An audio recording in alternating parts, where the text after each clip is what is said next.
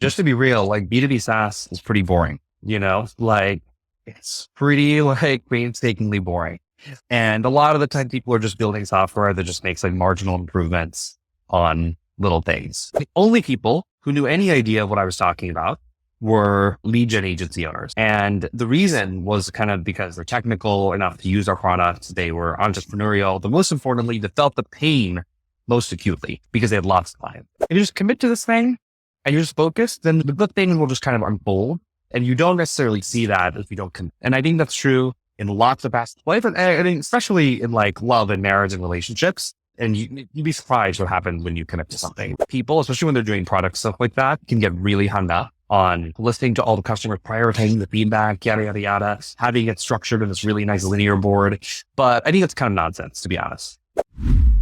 So we just recorded with Varun Anand, who is one of the co-founders and head of operations at Clay.com.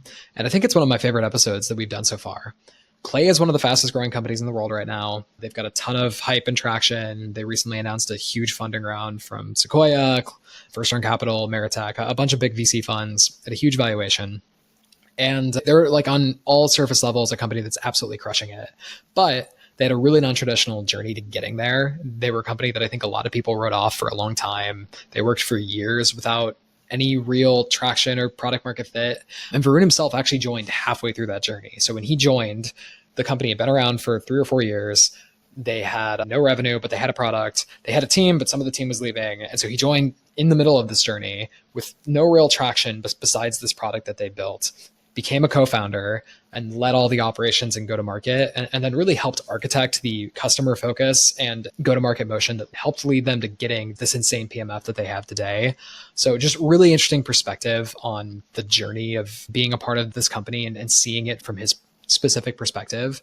So excited for people to listen to that. And then Varun himself is just a very interesting person, worked for Hillary Clinton's presidential campaign at one point, has been at some other startups, and just has a lot of really interesting perspective on building companies. So I think this one will be very resonant for anyone that's working in startups or who's a startup founder themselves.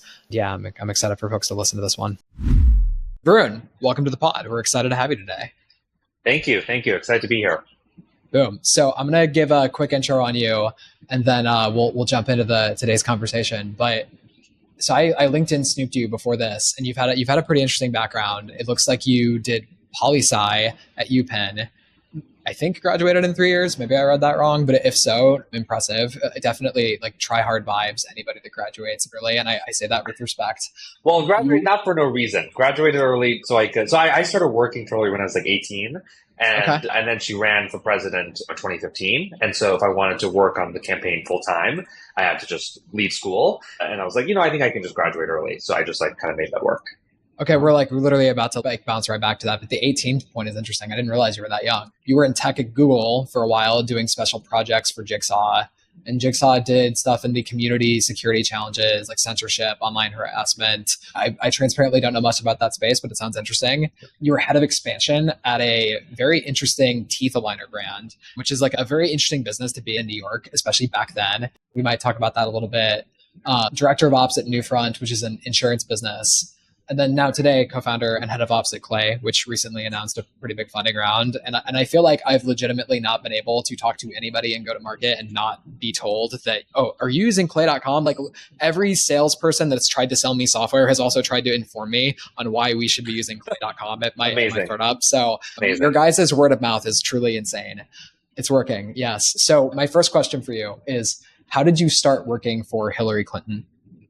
Well, so we were just talking before you started recording around cold email defining my career. So it was through a cold email, actually. I really wanted to work for her. And so I cold emailed her senior advisor 10 times. It was kind of relentless. And he finally responded and was like, okay, I'll meet with you. Just let me know the next time you're in DC. And I was like, I'm in DC next week. And, obviously I wasn't going to be in DC next week, but it's, I went to Smoke Philly, so pretty easy to get there. And he was like, okay, all right, fine, meet me at this coffee shop. Now, this coffee shop was right below his office. And so what he did when I got there is and I learned the story after the fact, is he told his assistant, who I'm now friends with, hey, actually, this crazy kid has emailed me 10 times. I'm meeting him for coffee, but please come down 5 minutes from now and interrupt the copy and say, I have to go. So we meet, and then 5 minutes in, Ashley comes and interrupts the coffee and is like, hey, you've got the other meeting. But the first 5 minutes went so well that we end up talking for an hour and Ashley just stays. And so the three of us just talked for an hour. And at the end, he was like, okay, yeah, here's a job offer. Let's go. It's like same meeting. It's not after the meeting. It's not 2 weeks later, like same meeting. No, same meeting. And he's like, well, actually, two things. He was like, hey, here's a job offer, but like, let's also meet. This is like a Thursday. Let's also meet on Saturday morning for brunch with the person who's actually going to be your boss, and like make sure he also likes you. But otherwise, as long as you don't fuck it up at this brunch, the job's yours. That's crazy. And so what was the job? Well, basically, at the time, Hillary had just left the State Department, like just a couple months ago, or maybe a few months before. And so she had this small personal office. I mean, I didn't even know what I was applying for, actually. I was hoping to just invent a job. But she had a small personal office. And it was like 7 or 8 people, and I was like the 8th person. And so basically, it was like an intern. I mean, I was an intern, and I was intern to this office. But mostly what I did is I was like an intern to her communications director. And so that was like, I mean, it was just like a bunch of random stuff, to be honest. And so while I was at Penn, I would just like commute from, and Philly was very situationally like set up for this because I was in between New York and DC. And so I would just take buses all the time to New York and DC and like work part-time, like on my breaks, this and that, while I was in school. Got it. Okay. Wait, so you weren't at that time living in DC. You were just bouncing back and forth and around interning for Hillary. Wait, Yeah. And you were 18, right? When you started this? Yeah. So I was like a freshman, or maybe it was just a sophomore or something. But yeah. Most 18-year-olds really have no clue what they want to do, let alone are like hustling after it that much. I have to ask, like, why was that the thing that you were so determined to do that you sent like 10 emails? Well, I mean, this wasn't like a life. Sometimes you talk to people in politics and they're like, I've been passionate about this since I was like 8, basically. That wasn't the case. I didn't really know much about politics for a very long time. And then, like most things relating to teenage boys, there was like a cute girl and her dad was running for Congress, actually, as a Republican. And I was like, you know what? I really want to spend more time with this girl. And so I'm going to volunteer on her dad's campaign. And I actually have, I don't think I've told her this, but I should tell her this maybe before I put this on a publicly announced podcast. But so I basically volunteer on her dad's congressional campaign. He was running as a Republican, actually. And again, I didn't really have political opinions at the time, but as I was doing the campaign, I was like, you know what? I don't actually agree with any of these things. I actually think I have other ideas and other opinions. And I think I was like 16 or 17 or something. And I was like, oh, maybe I think I'm more like a Democrat than the more liberal and more progressive or whatever than this Republican guy. And so anyways, that's kind of like how I learned about this stuff. And then I was like, no, this is actually what I believe in. And then I was just like, once I believed in it, I was like, this is clearly what I need to be spending my time doing because I'm like really convicted and passionate about this. And so that's kind of what led to that. Okay. It does seem like many impactful moments in a young man's life often does involve some kind of girl. So I can resonate with that. So I got to ask, just like, because I'm a tech bro that's like, I've really only ever worked in startups. Like the biggest startup I've ever been at was like a Series B company. So that was like, oh man, there's so many people here. Like that felt big to me. And it's also just like my only context on what big companies, like really big companies look like is what my friends tell me it's like. What's like running, because you were there for a while. You weren't just there as an intern for the summer or something. You were there like throughout a lot of her campaign. Like what's it actually like, especially as your role changed, like operating on a political campaign? Like what's your day-to-day literally look like? I mean, it is actually a lot like a startup, actually. It's just like a startup that dies every 9 months, basically. And so all the traditional things that you would expect in a startup, like management or one-on-ones or career development, just all that goes out the window. So just like ignore all of that. Because remember, you're going to be unemployed in like a year, basically, because the campaign is going to be over, right? So it's just very different from that perspective. But otherwise, the same qualities that you need to be successful in a startup, whether it's like grit or perseverance or resourcefulness or ambition or whatever, are the same qualities, and speed are the same qualities you need to be successful at a campaign. And so it's like pretty chaotic because everyone's just like doing things all the time. And it's kind of crazy because like, yeah, so it started as a personal office with 8 people and then it ballooned to like 20,000 people at the peak of the campaign, maybe. And you think that like Wiz hires people quickly. Like this is going from 8 people to 20,000 in 2 years. You know, that's kind of crazy as an organizational feat. And so, yeah, I mean, there's just like a lot, obviously, that's kind of happening within that. And the speed at which you have to operate in order to keep up with it is pretty significant, especially in some of the roles that I was in. happen. And so like I just have to operate at like an immense speed, because now it's like, I mean, it was crazy, especially in my last role when I was traveling with her.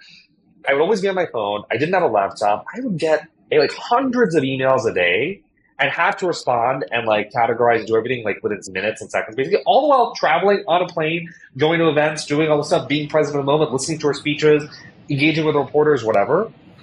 So it just requires like a really high level of operating, I would say, that makes startup operating not seem that significant. Interesting.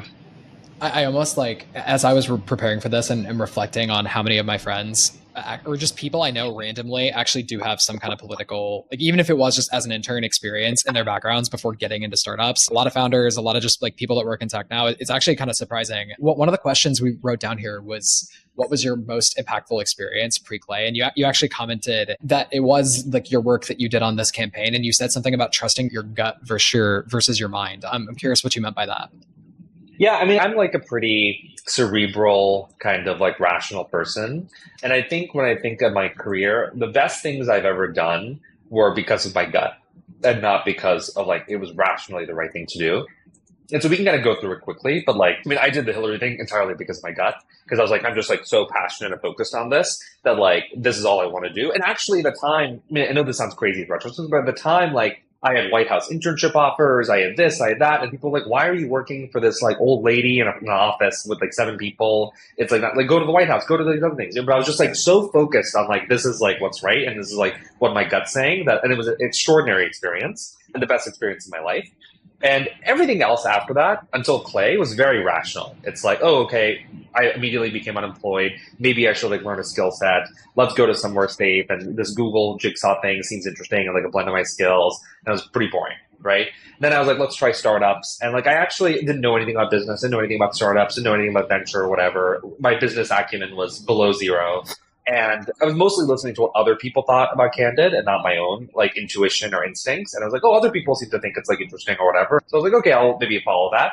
And even with Newfront, like, I mean, I think it's a good business and it's doing well and that's awesome. But I think like even, and it was a good friend who recruited me there, but even when in the interview process, I've told him this since, like there were moments in it where I was like, my gut is saying that this is a bad idea. And there were some interpersonal dynamics of like why I thought it would be a bad idea. And those like played out exactly as I like had expected, despite rationally like, oh, this is like a GM role, or, oh, this company is super hot, or, oh, whatever.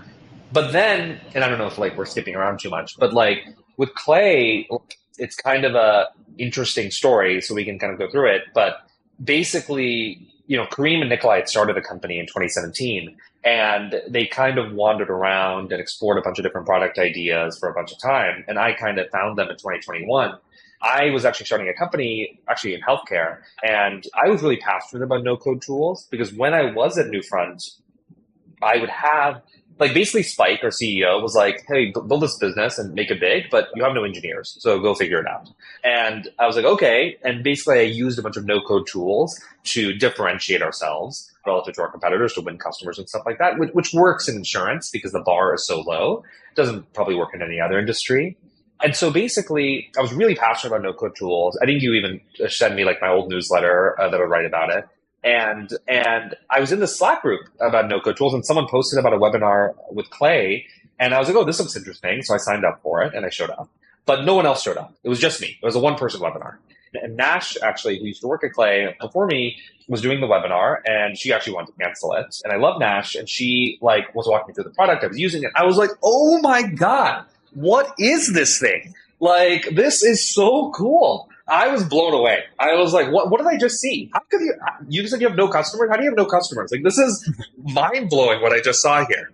Like, this is really, really cool. And I was getting married in a couple weeks, actually. And I was like only thinking about this. I was not really thinking about the wedding. I was way more excited about this. And so I just like cold emailed, actually, Kareem and Nikolai. Kareem was on a silent meditation retreat.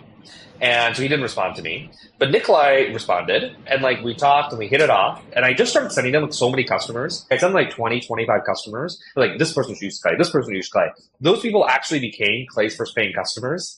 And in like this latest iteration. And then like a bunch of people left from the business. Like Nikolai left to go pursue other ideas. Nash left, a couple other people left. So it was just Kareem and a couple folks.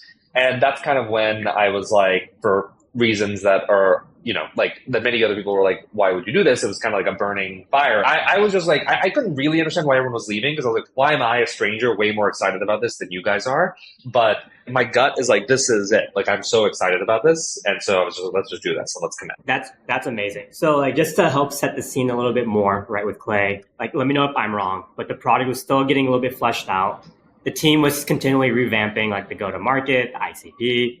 I think even revenue was pretty close to zero, right? Yeah. The revenue was close to zero. Like, it was very close to zero. And like, I mean, the team kind of reset with Nikolai leaving and focusing on other stuff, and then Matt leaving and a couple of engineers leaving. So it was a very small team. The product actually was still kind of similar, but I think the main thing was just like the focus and the commitment to this use case around sales and marketing. And so Kareem was like, let's focus on this. And I was also excited about focusing on this one use case. And so I think that was kind of the change of like, let's commit to one thing.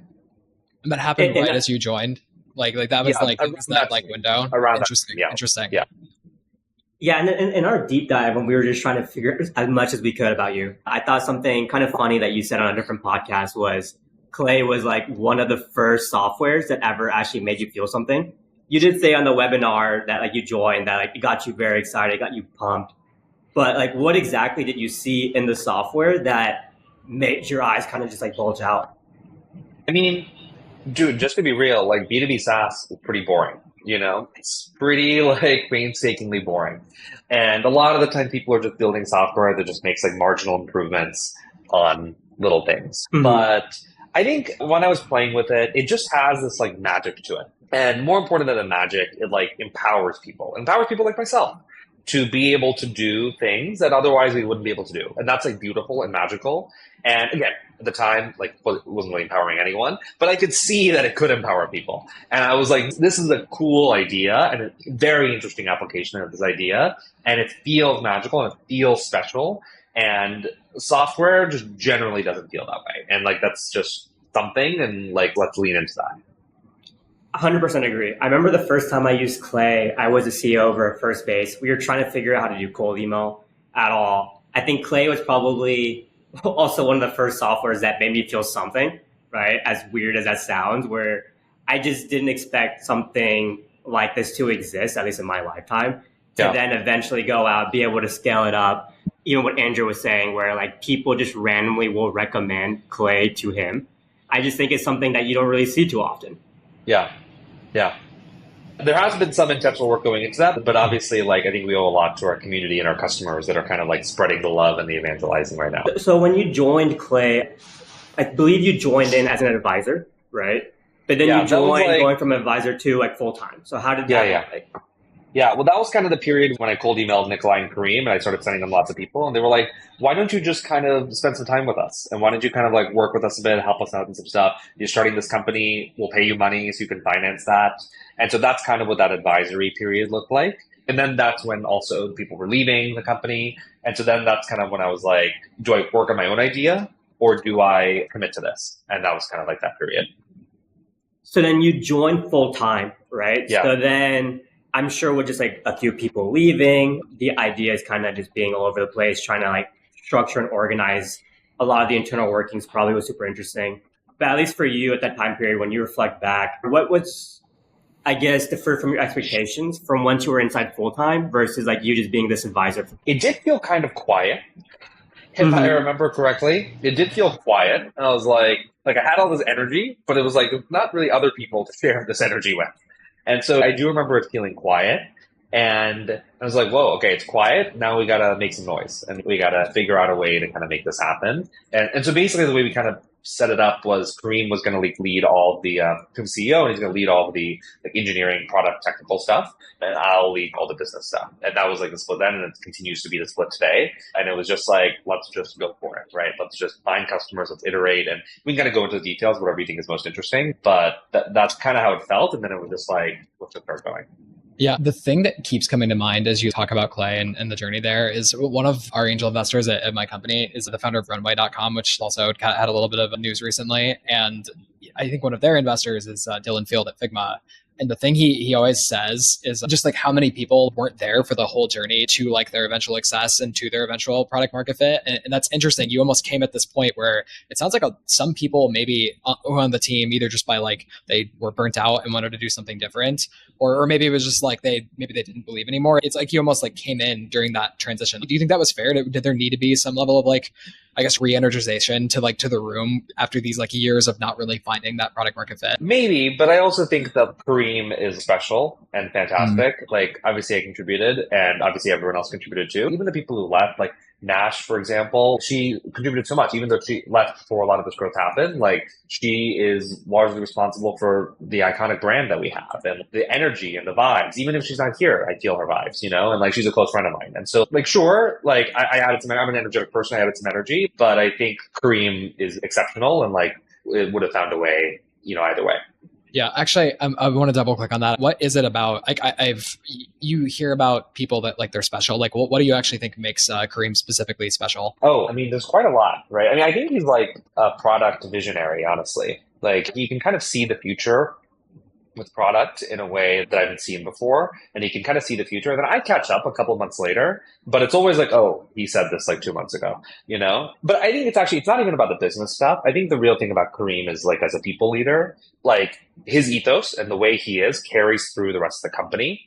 And he brings like a level of calm and a level of long-sightedness and energy. And like, he just understands how people work, and he can build trust so quickly with people. Like even me and him, like even at the time when we didn't even know each other that well, like I would say I had as much trust with him as some of my closest friends or my wife. And that's like a little crazy for someone you've only known for a few months. And that's, a huge testament to him. I'm sure that's not just with me, but I'm sure that's with a lot of other people as well. So I think he's a very unique person who is really special and is like a force of nature in his own right. I just to like not say too many nice things about him, he like responds way too slow to most things. I would just flag that, but otherwise he's pretty great.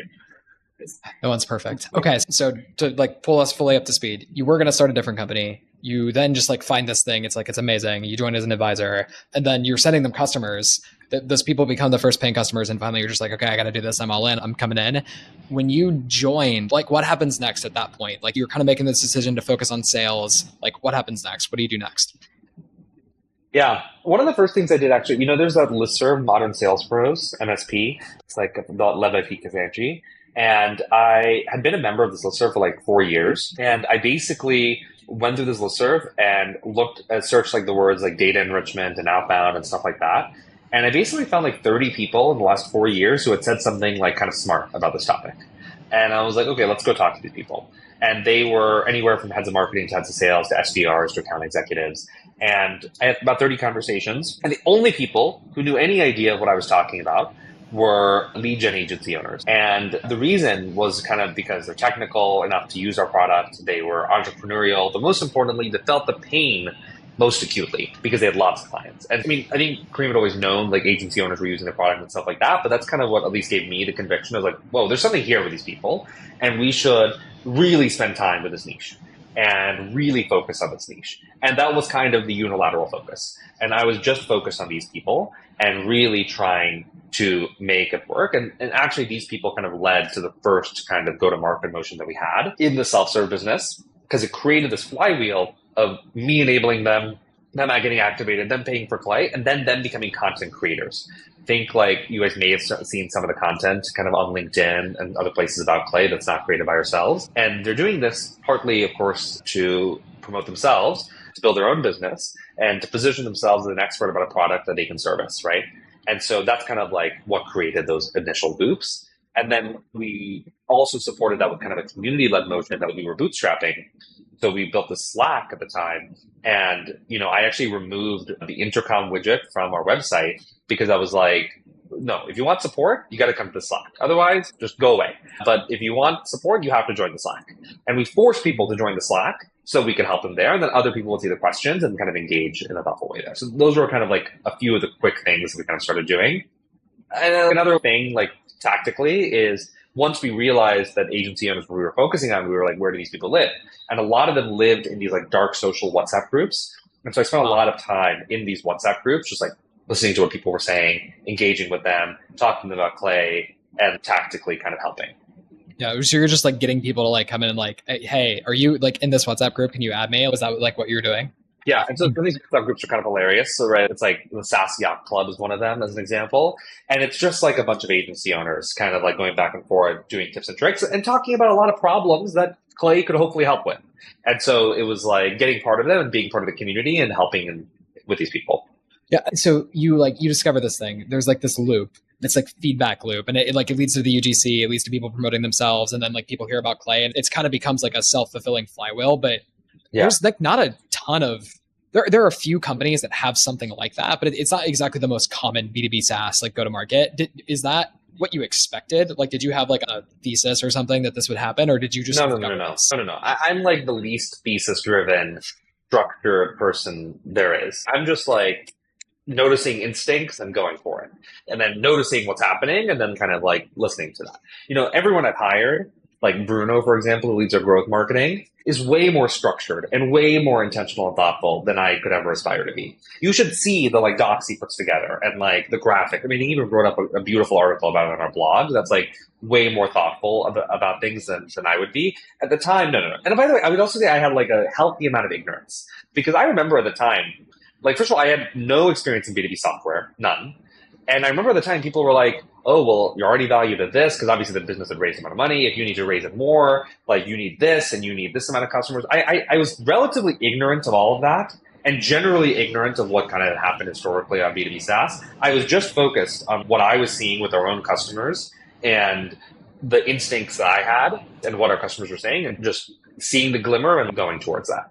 Yeah. So is it, would you say that's like almost we talked about Kareem's superpower, is that almost like yours to just like trust those instincts and then just act without maybe some of the assumptions other people operate with? Sure. I'm like kind of self-conscious about like talking about myself, but like, sure, we can say that. Sure. Okay. We can move on. Okay. So then like you talked about this feedback loop.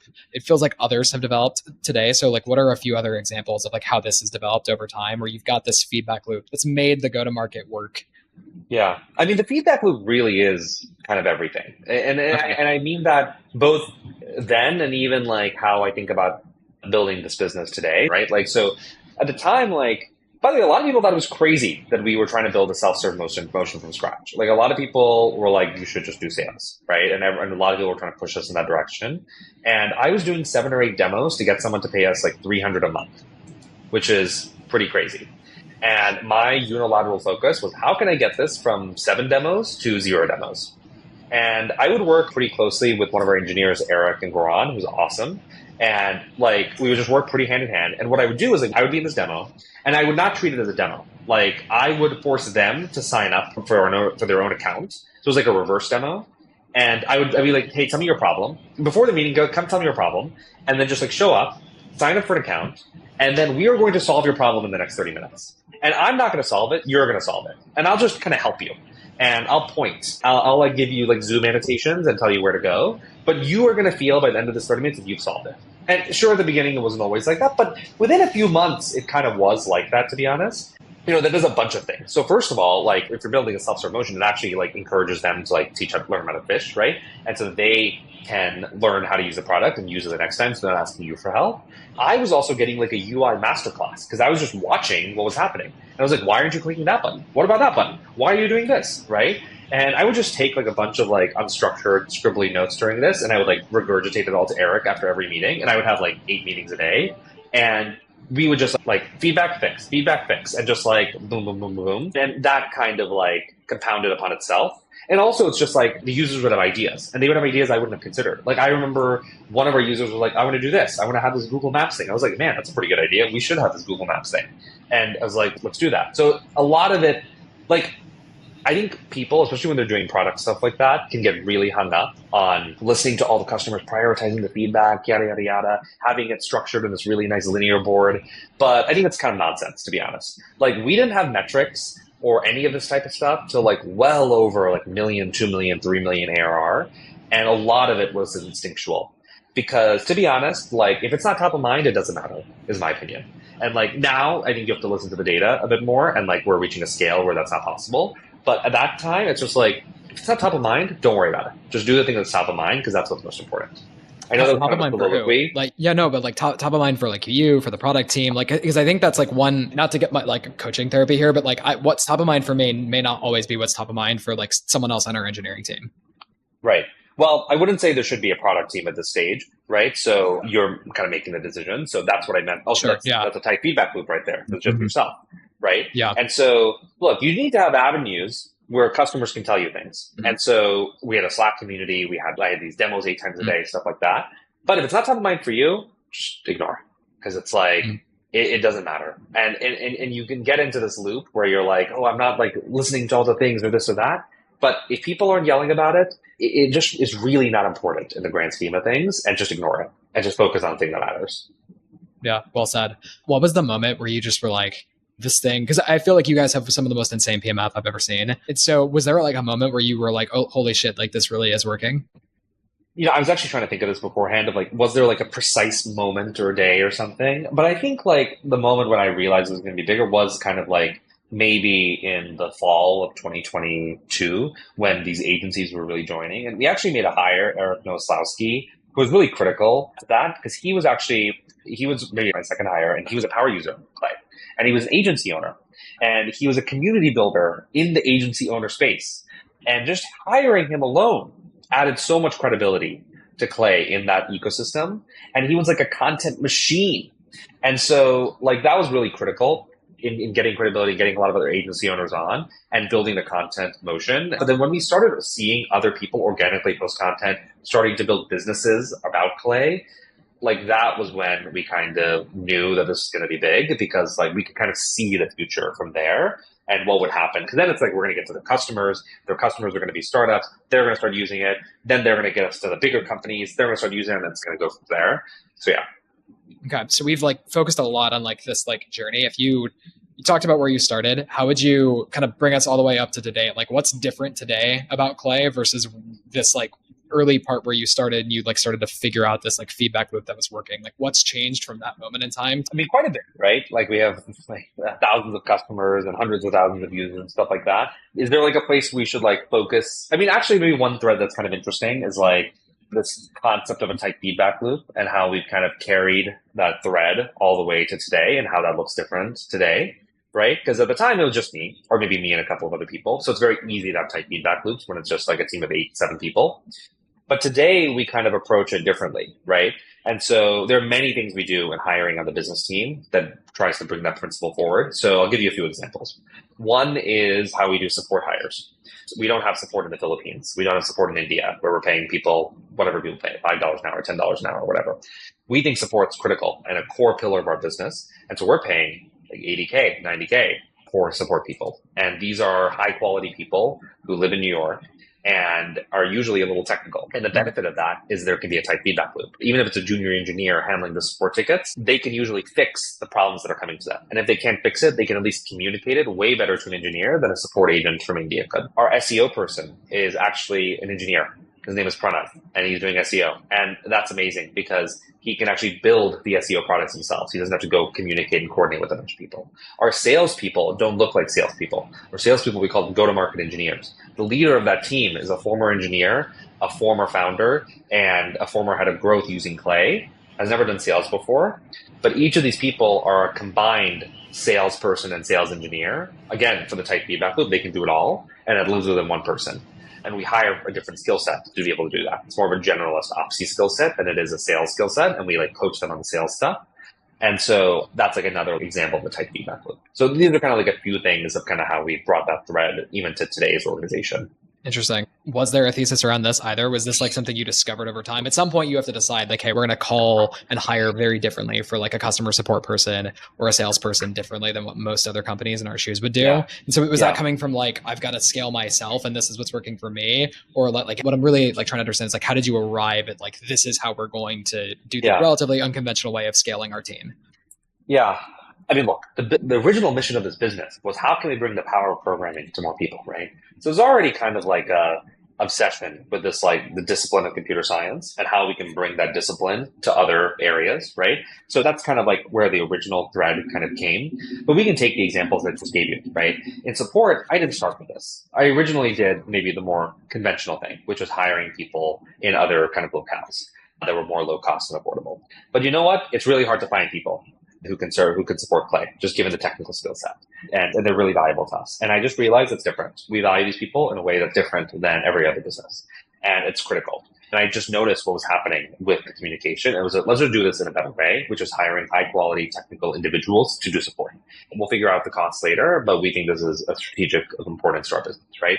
On the sales side, I was doing the sales myself originally. So I noticed that the core skill set in selling Clay to a big company like OpenAI or Anthropic or whatever is not, are you good at multi-threading? Do you know how to do enterprise sales? Things like that. It's actually how good at Clay are you skill set and how good are you at communicating that to other people, right?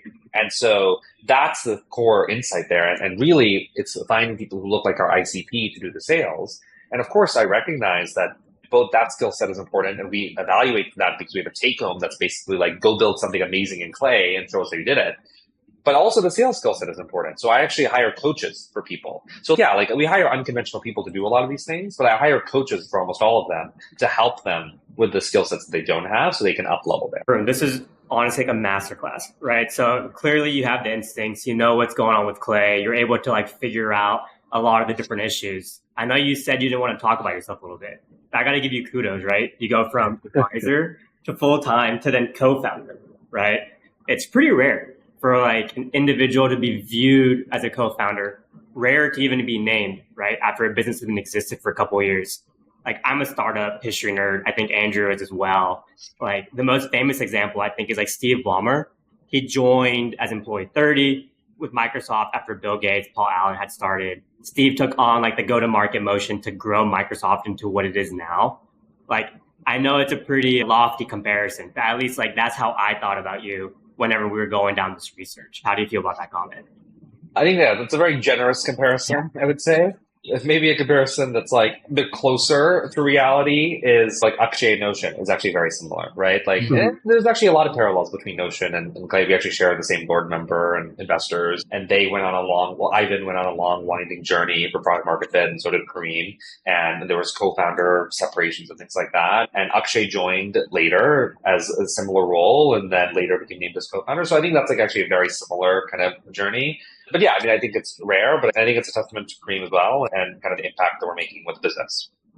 What was that conversation like with Kareem, you, and the rest of the team when you were going to become the co-founder? You know, it's pretty chill. Like, I think another element of our trust is we don't actually disagree. Like, we may disagree. Like, we may have like different, like, hey, here's this point, and I have one opinion and you have this other opinion. But we very quickly get to the truth or the agreement very quickly. Like we've never disagreed for more than like 5 minutes actually, because it's like very clear and obvious, like who's right and who's wrong, and just like to commit to the right answer. And so we both kind of see the world in the same way. So, I mean, that conversation maybe lasted 2 minutes, 3 minutes. Like, I don't know, maybe he brought it up. I don't remember, but I think I brought it up and it was like, yeah, that's how it feels. Let's just do it. And so it was very chill, I would say. Nice. Okay. Well, I'm happy to hear that you guys like built up trust so quickly. I guess that's like Kareem's superpower, just being able to get someone on the same page as you. I do think that like something super interesting as well is we recently had someone on the pod. It was a CEO of Beehive. She was promoted internally from like chief of staff to COO. And something he talked about was how do you like either gain the trust of the team that you're coming onto, or at least like maintaining that trust level. You're coming from a different position here, right? But we'll have to like understand like how did you navigate that potential cultural impact of you becoming a co-founder from full-time employee? I don't know if it really did anything. I mean, look, like when I originally joined, there was not many people to build trust with, right? Like there weren't many people there. It was just like 2 or 3 or 4 people. And so it was just like getting results and doing things. And so that like kind of built the trust pretty quickly. And also like, I think maybe somewhat unique to us or whatever is just that like I was responsible for half the business in terms of like managing or whatever. So, and usually most orgs aren't set up like that. Usually most orgs are more like there's like functional leaders who all report to the CEO. But in this case, we had kind of set it up this way. So I think these are some things. And I think it's just like doing the work and like what it feels like and acting the way you want to be perceived. And it's not like I was acting in that way or whatever, but it's just like even well before I was named this or whatever, like I like was very committed. And I was just like, let's just do this. And it was obvious. And I think people feel that. Yeah, I feel like you definitely don't love like talking about yourself too much, and you've got a little bit of that like low ego. I'm sure you have an ego. Everybody does to kind of do the kind of things you're doing. But I am going to double click a little bit on a few of the things that we had friends tell us that we should ask you about yourself. So Oh, great. hopefully, yeah, I know maybe this is your least favorite part of the interview, but I had a friend say intensity was a word that came up. This friend described you as intense, and it sometimes scares me, but in an amazing way. That friend also called you like a very kind, good person. So it wasn't just that you were intense. But I guess, like, do you think of yourself as intense, and what does that word mean to you?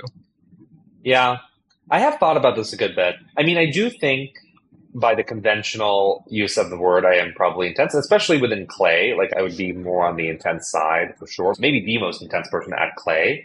But I think really what it is more about like speed and directness and honesty and kind of like high standards than it is like intensity. I think those are kind of like the sub words that would kind of define that. And I think those things can come off as intense if you're not like prepared for it. But to people who also value those things, or to people who also describe themselves as those things, it comes off a different way. And I would say it's kind of interesting because like I do like resonate with that. But one thing that surprised me recently was that, we have a woman named Jess Bergson who joined the team as our head of CX. And we have another friend, Ryan, and a mutual friend. And she was telling him that she just joined like 3 weeks ago, reporting to me. And she was like, whoa, Varun is so chill. And I was like, whoa, that's interesting. And I think what you meant by that was that like, I'm pretty trusting. Like if I hire you, I hired you because I trust you, like why else would I hire you? And so like you're here and she's like, do you not want an opinion on this? Do you not want to like meet this person? Do you not want? I was like, no, I trust you. Do your thing. Like that's why you seem to know what you're doing. That's why we hired you. So just go for it. I'm here if you need help. But that's it. And obviously you could lose that trust and then we have to like talk about it or whatever. But generally, like we hire people, they're great, go for it, and I'm just here to help. And so I think it just like kind of depends. That was kind of like a rambling answer, I would say, but just kind of depends on how you think about it. Yeah. It's not even a rambling answer. I think the thing that just came to mind to me there is that people's lived experience very much dictates what they actually think intense means. And so to some people, like someone's intense might be someone else's chill. But you brought up an interesting point on the culture at Clay and the types of people that are there. And one thing that I have noticed in that, like all of your press, fundraising announcements everywhere, there's this comment at the end about how you're also full of people that are like artists and like, I don't know, there's like a whole list of things, but it seems like you lean into individuality and like uniqueness of who someone is as a culture more than really most places in tech, I would say. Is there like almost like double clicking on the culture of Clay? Like how would you describe it? Yeah, I think that's true. And I think even like just to take a step back and how we even bring in people, like just to talk about interviewing for a second, like, I kind of think about interviewing as like you're using this opportunity to paint a canvas of a person, right? And at the beginning, you have this white blank canvas and everything you're doing, whether it's interviews or references or work trials or whatever, is just trying to paint a little bit more about who this person is. And you're just trying to color in that picture.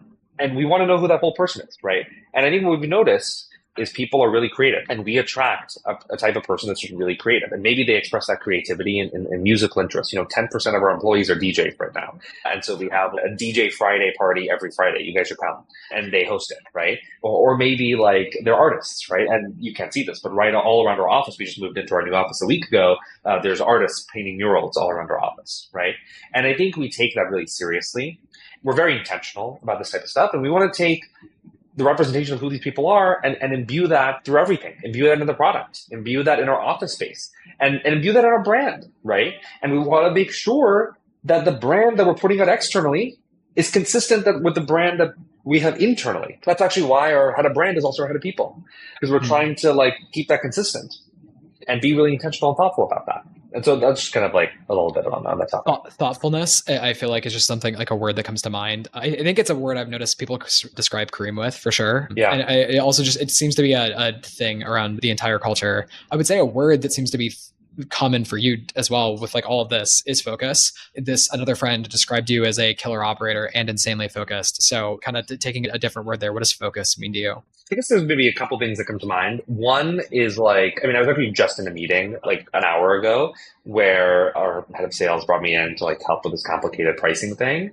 And with the customer was kind of explaining this and that. I was like, no. Just tell me your problem. Just tell me this one specific thing. And you're not explaining it well. Like, just tell me this one specific problem that you have. and just like cutting to the meat of what's happening and then just like, okay, let's fix it. This is what you need. This is what you have to do to solve that. Let's just do that. And like kind of cutting through the noise and just being like, what is actually the problem here? And how can we actually help? And like, let's just like cut to that. So I think that's like kind of like one thing of being able to do. And then kind of the other thing is just like in life, right?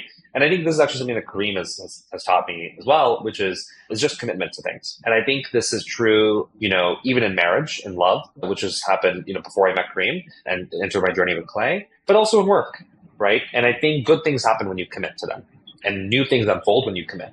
And actually, I have this conversation a lot with people because actually I have this habit of recruiting generalists, but forcing them to not do generalist things, like hiring generalists and forcing them to specialize. So really, I have this conversation once a week where I talk to a generalist and they're like, I want to do a generalist thing. And I'm like, no. How about you do this one very specific thing? And they're like, every bone in my body is telling me not to do this one specific thing. And I'm like, but just give it a chance. I think you working through their emotions on this, seeing like the beautiful things that happen when you commit to one thing. And I think like, even with Clay, for me, right, like it's committing, and I just like removed all this other stuff. I used to like have like in my weekends, everything would be so packed. I'd be doing so many things, and what's important to me? Clay is important to me. My wife's important to me. Playing sports is important to me. Reading, that's all I do. That's basically all I do. I just like play sports, work on Clay, read books. That's basically all I do. Just committing. If you just commit to this thing and you're just focused, then just the good things will just kind of unfold, and you don't necessarily see that if you don't commit. And I think that's true in lots of facets of life, and I mean, especially in like love and marriage and relationships. And you'd be surprised what happens when you commit to something real. Speaking of love and marriage, right? You have kind of a power couple situation going on with you and your wife. We did a little bit of a LinkedIn snooping. Wow. We saw your wife. Your wife, right? It seems like she started her career in politics. Now she's transitioning over to more of the startup tech world. I'm married as well, right? So I'm trying to balance like, what does it look like for two ambitious people trying to not only build a life together, but also build a professional life? We'd love to just understand, like, what have you learned about balancing a relationship between two people who also work like super high stress jobs? Yeah, it's going to get more stressful because we're about to have a baby in like 6 weeks. So, Congrats. Thanks. Yeah. So more anxiety and stress in the situation. Yeah. I mean, I would say that we're pretty honest with each other. Like, I would say that's just kind of the main thing. We're pretty direct and honest with each other. And she's very good at sensing when I'm just like a little off. And like, obviously, maybe I'm a little uncomfortable to share what's going on immediately, but very quickly I do. And we're very, like, you would be surprised at the level of honesty. Like, oftentimes I'm in conversations with my friends and explaining the situation with Hannah, and they're like, but you didn't tell this to her, did you? And I was like, yeah, of course I did. Because if I didn't tell it to her, why am I telling you? I can't tell you anything I haven't told her, and like, if I'm feeling some way about her, I should just tell her. And like, even with like the marriage, right? Like a week before I was having all this like doubts about commitment. This is me, like the commitment person. I'm having doubts about commitment. And I was like, just like a week before, having this like fear and this and that. And I was like, just talking openly. And it's just like, I think that's like good for us. And it's similar to me and Kareem, right? Where we don't argue for a long period of time. We're very quick to resolve conflict. Conflict resolution is like immediate. Like, yeah, of course we get angry and upset with each other like any couple does, but it just happens. And then like it gets dissolved within minutes. I think the longest is maybe an hour or 45 minutes of being like upset with each other. And so that I think is like the main thing that drives it. Dude, being a dad is going to be truly transformational. Like I just became a dad Congrats. In January. Yeah. So it's been like Amazing. 6 months. It's been crazy. I'm not only building up my own like tech startup, trying to do my own things as well. So dude, is this going to be very transformational? I'm excited for you. You're going to understand now, like everything that anyone's ever said, like, hey, when you're a dad, you'll finally get it. Like, it's going to be stressful, but it's going to be one of the best moments of your life. Definitely. Amazing. I can't wait. Well, I think this has been an amazing conversation. We're going to drive it home here, but I just wanted to say, one, thank you for coming on here. And like, you've been incredibly open too. I actually think my biggest takeaway of this whole conversation is that both you and I think like Clay itself is like one of the highest EQ companies I've like seen, which is like, I think more rare than you'd think in tech, but you're also just a very open, honest person, which takes high EQ. So it's been a great conversation. Appreciate you doing this. Where should people go to find you and Clay? Yeah, you can find us at clay.com, and you can, DM me on Twitter. You can message me on LinkedIn. You can email me at varun@clay.com. And yeah, happy to help with whatever. Yeah, and does respond to cold emails, or that's how that happened. So yeah, we'll put all that in the show notes. Thank you so much for coming on. And with that, it's a wrap. That's the pod. Thank you for listening to the Operators Only podcast. We put a lot of work into this. So if you're on YouTube, Apple, Spotify, wherever, hit like and subscribe, hit follow, leave a 5-star review. Makes me feel like it's not just my mom and my girlfriend that listen to this. And most importantly, please DM me any ideas that you have for how to make the show better, new guests that we should have on, new formats. I'm all ears to everything. We're trying to make this better. So if you have ideas, find me on Twitter, LinkedIn, or whatever platform and hit me up. I want to hear how you think we can make this better. And with that, I'll see you next time.